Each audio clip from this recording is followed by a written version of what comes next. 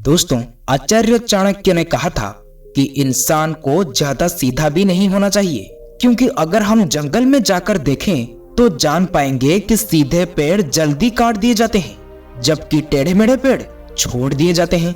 तो आज की हमारी वीडियो भी इसी बारे में है कि ज्यादा अच्छा बनना बुरा क्यों है। और सबके मन में यह सवाल होता है कि आखिर क्यों एक अच्छा इंसान हमेशा दुखी और परेशान रहता है। तो ये सब हम जानेंगे एक कहानी के माध्यम से। एक बार एक व्यक्ति बौद्ध भिक्षु के पास जाता है और कहता है, मास्टर, मैं बहुत ही सीधा और अच्छा व्यक्ति हूँ। मैं इतना सीधा आदमी हूँ कि आपने आज से पहले मुझसे सीधा व्यक्ति देखा नहीं होगा। गुरुवर, मैं हमेशा सबकी मदद करने की कोशिश करता हूँ, सबको खुश रखने की कोशिश करता हूँ, लेकिन सब मेरा बस फायदा उठाते हैं, मेरा मजाक बनाते हैं और कोई भी मुझे गंभीरता से नहीं लेता। यहाँ तक कि मेरे घर वाले भी मेरी इज्जत नहीं करते और ना ही घर के किसी महत्वपूर्ण काम में मेरी राय लेते हैं, जबकि अपनी दोनों भाइयों की तुलना में मैं सबसे ज्यादा काम भी करता हूँ, घर वालों की बात भी मानता हूँ, माँ बाप की सेवा भी करता हूँ और घर के सभी लोगों को खुश रखने की कोशिश भी करता हूँ। लेकिन गुरुदेव, मेरी भावनाओं को कोई भी नहीं समझता, सब बस मेरा फायदा उठाते हैं। आखिर मेरे साथ ही ऐसा क्यों होता है? व्यक्ति की पूरी बात ध्यान से सुनने के बाद बौद्ध भिक्षु ने बोले, तुम्हें किसी ने कह दिया कि तुम एक अच्छे और सीधे व्यक्ति हो? असल में तुम एक अच्छे व्यक्ति होने का दिखावा कर रहे हो। यह सुनने के बाद उस व्यक्ति को बुरा महसूस हुआ, लेकिन वो फिर भी बौद्ध भिक्षु की बात सुनता रहा। बौद्ध भिक्षु ने उससे पूछा, अच्छा बताओ, तुम हर व्यक्ति की मदद क्यों करना चाहते हो? आखिर तुम क्यों सबको खुश रखने की कोशिश करते हो? व्यक्ति ने कहा, ताकि सामने वाला मुझे भी खुश रखे, मेरी बात माने।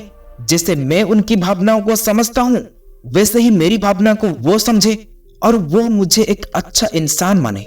बौद्ध भिक्षु ने कहा, बस यही तुम्हारी समस्या है कि तुम दूसरों को खुश रखने का प्रयास इसलिए कर रहे हो ताकि वो भी तुम्हें खुश रखे।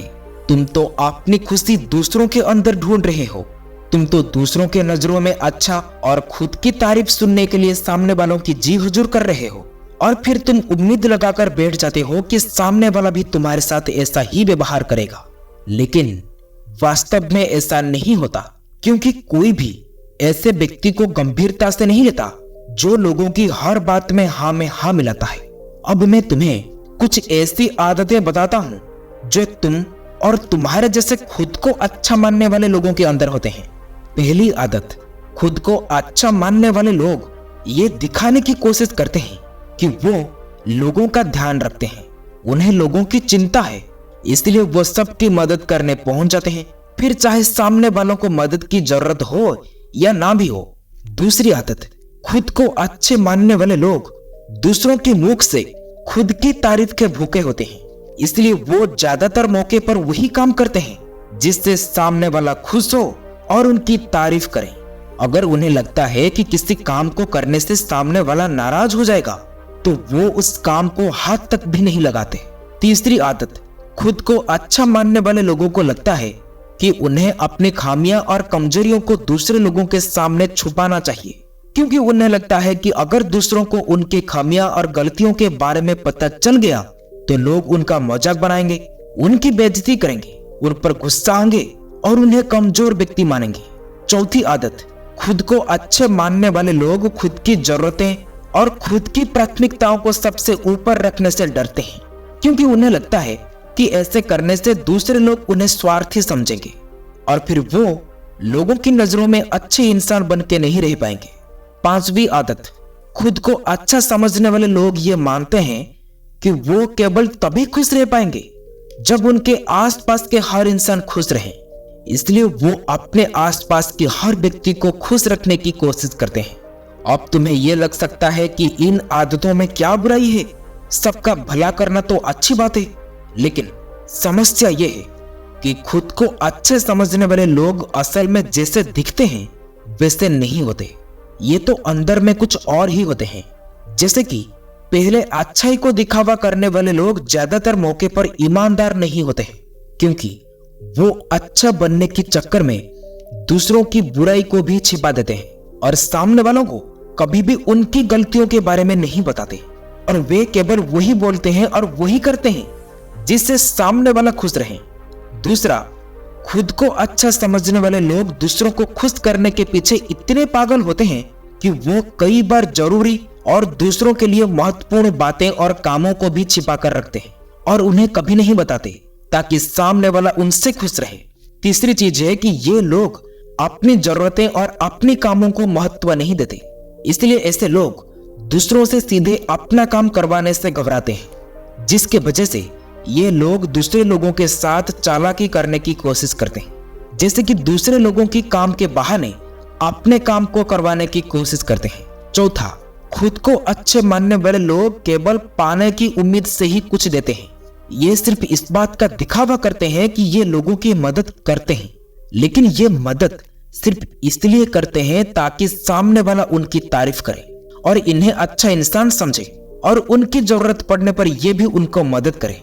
लेकिन अगर इन्हें मदद के बदले मदद नहीं मिलती तो ये ज्यादा गुस्सा हो जाते हैं और सामने वालों से अंदर ही अंदर नफरत करने लगते हैं और हमेशा उनसे बदला लेने की मौका ढूंढने लगते हैं। पांचवी आदत, खुद को अच्छा दिखाने वाले लोग दूसरों को ना नहीं बोल पाते, उन्हें मना नहीं कर पाते और ऐसे लोग दूसरों के काम करने के चक्कर में ये अपने और अपने परिवार के जरूरी कामों को भी पीछे छोड़ देते हैं। छठी आदत, ऐसे लोगों को ऐसा लगता है कि सभी उन्हें पसंद करें, सभी इनसे प्यार करें और ये सबके सामने हमेशा पसंदीदा इंसान बनकर रहना चाहते हैं। ये सारी बातें सुनने के बाद उस व्यक्ति ने बौद्ध भिक्षु से कहा, गुरुवर, आपके कहने का मतलब है कि हम एक अच्छा इंसान ना बने बल्कि एक बुरे इंसान बन जाए और क्या हम लोगों का फायदा उठाए? बौद्ध भिक्षु ने कहा, नहीं, मैं बुरे इंसान बनने के लिए ये नहीं कह रहा, लेकिन हाँ, तुम्हें बहुत सीधा इंसान भी नहीं बनना चाहिए।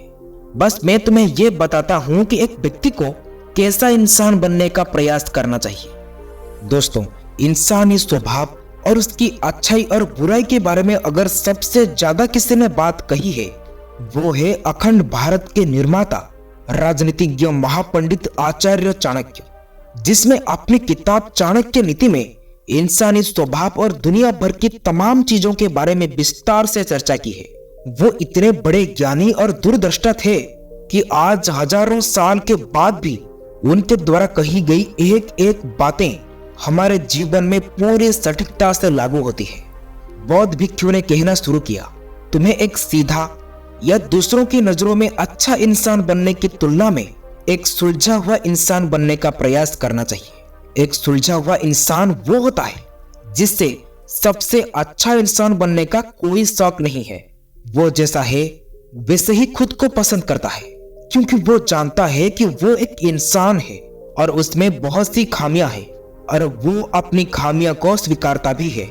एक सुलझा हुआ इंसान ये भी जानता है कि उसकी और उसकी परिवार की कुछ महत्वपूर्ण जरूरतें हैं जिन्हें उसे सबसे पहले ऊपर रखना होगा, वरना उसके साथ साथ उसके परिवार के जीवन भी परेशानियों में पड़ जाएगा। हो सकता है कि उसकी ऐसी सोच की वजह से उसकी आसपास के लोग और मित्र या रिश्तेदार उससे नाराज हो सकते हैं, लेकिन वो उसे भी स्वीकारता है। यहाँ पर बात स्वार्थी होने का नहीं है, बल्कि जीवन की सच्चाई को स्वीकारने की है, क्योंकि तुम बुद्ध या कोई संत नहीं हो गए हो कि तुम्हारी कोई इच्छा ही नहीं है या फिर कोई उम्मीद या फिर जरूरतें नहीं है, बल्कि तुम एक साधारण इंसान हो। इसलिए एक साधारण इंसान के सोच के साथ अगर तुम सबको खुश रखने की प्रयास करोगे तो तुम हमेशा दुखी रहोगे, क्योंकि तुम्हारी भी सामने वालों से उम्मीदें बढ़ेंगी और जब वो उम्मीदें पूरी नहीं होगी तो तुम भी दुखी हो जाओगे। इसलिए जो इंसान ये कहते हैं कि मैं सबका मदद करूंगा, सबको खुश रखूंगा और मुझे बदले में किसी से कुछ भी नहीं चाहिए, यहाँ तक कि अपनी तारीफ भी नहीं चाहिए, तो पहले उस इंसान को बुद्धत्व प्राप्त कर लेना चाहिए, क्योंकि एक आत्मज्ञान को प्राप्त व्यक्ति ही किसी से कुछ भी उम्मीदें नहीं रखता, क्योंकि आत्मज्ञान को प्राप्त करना सबके वश की बात नहीं है। इसलिए तुम्हें इस जीवन का सत्य को स्वीकारना होगा और खुद को शोषण का स्वीकार और दुखी होने से बचने के लिए एक सीधा इंसान बनने की बजाय एक सुलझा हुआ इंसान बनने का प्रयास करना चाहिए। अब मैं तुम्हें बताता हूँ कि एक सुलझा हुआ इंसान में क्या क्या विशेषताएं होती है। पहली विशेषता, एक सुलझे हुए इंसान अपनी और अपने चाहने वाले लोगों की जरूरतों को सबसे ऊपर रखते हैं। इसका मतलब ये नहीं है कि ये दूसरे लोगों की जरूरतों को कम समझते हैं या फिर दूसरे लोगों को गिराकर खुद ऊपर बढ़ने की कोशिश करते हैं, बल्कि इसका मतलब ये है कि ये लोग दूसरे लोगों की फालतू जरूरतों के लिए तब तक उपस्थित नहीं होते जब तक कि उनकी खुद की महत्वपूर्ण जरूरतें पूरी नहीं हो जाती। हालांकि अगर कोई इंसान सच में मुसीबतों में फंसा हुआ है और उसे उनकी सहायता की सख्त जरूरत है, तभी ये लोग अपने महत्वपूर्ण काम को भी पीछे छोड़कर उनकी सहायता के लिए उपस्थित हो जाते हैं और ये अपने से कमजोर और जरूरतमंद लोगों को भी अपनी हैसियत के अनुसार सहायता करने के लिए तैयार रहते हैं। लेकिन ये लोग खुद को बेवजह शोषण होने नहीं देते और ये इस बात पर भरोसा रखते हैं कि अगर उन्हें सच में किसी की सहायता करनी है तो पहले उन्हें उसकी सहायता करने के लायक बनना होगा। और वे ये भी मान के चलते हैं कि लायक और सक्षम बनने के लिए उन्हें अपनी जरूरतों को भी ध्यान देना होगा, क्योंकि अगर एक इंसान खुद ही बहुत ज्यादा बीमार है तो फिर वो दूसरे बीमार व्यक्ति की सेवा कैसे कर सकता है। एक सुलझा हुआ इंसान इस बात को मानता है कि हर इंसान की अपनी कुछ जरूरतें और इच्छाएं होती है जिसका उसे ध्यान रखना चाहिए।